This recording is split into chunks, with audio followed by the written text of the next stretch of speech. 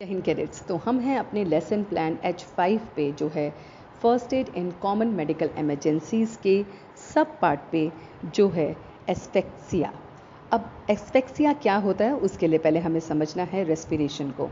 तो हमारे जो टिश्यू हैं, ऑर्गन्स हैं जो बॉडी के अंदर, उनको ऑक्सीजन चाहिए होती है जो रेस्पिरेशन से हमें मिलती है। रेस्पिरेशन में 3 प्रोसेस होते हैं, इंस्पिरेशन, एक्सपिरेशन और पॉज। तो इंस्पिरेशन में जब हम एयर को ब्रीद इन करते हैं तो हमारे लंग्स एक्सपैंड होते हैं। एक्सपिरेशन में लंग्स कॉन्ट्रैक्ट होते हैं और एयर आउट होती है। और रेस्पिरेशन के प्रोसेस में जो हमारा सारा एयर पैसेज होता है वो इस तरह से लंग्स के थ्रू प्रोसेस करता है। अब इसमें सारी मसल्स हमारी लंग्स के से रिलेटेड जो होती हैं वो कनेक्टेड होती हैं हमारे ब्रेन से।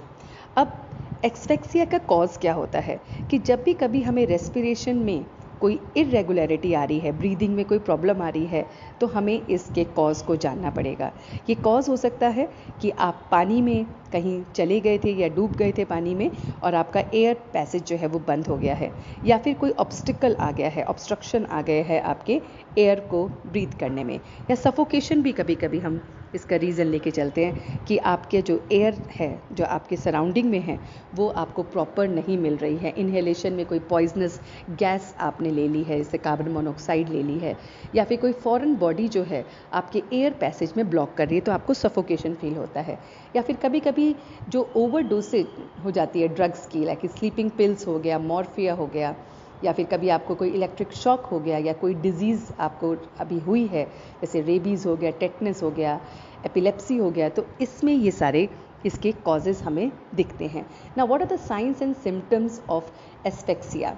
तो इसमें क्या है, आपको डिजीनेस लगेगा, वीकनेस लगेगी, कमज़ोरी रहेगी की, और आपकी जो ब्रेथ है वो बहुत कभी कभी ब्रीदिंग उसकी इंक्रीज़ हो जाएगी और आपकी ब्रेथ छोटी हो जाएगी, छोटी और तेज़, और रैपिड पल्स हो जाएंगी आपकी, और आपकी कॉन्शियसनेस आप लूज़ करेंगे, स्वेलिंग हो जाएगी आपकी वेन में, जो नेक एरिया है वहाँ पे आपको स्वेलिंग नज़र आएगी, फेस, लिप्स, नेल्स, फिंगर्स या टोज जो हैं वो एकदम ब्लू टर्न हो जाएंगी।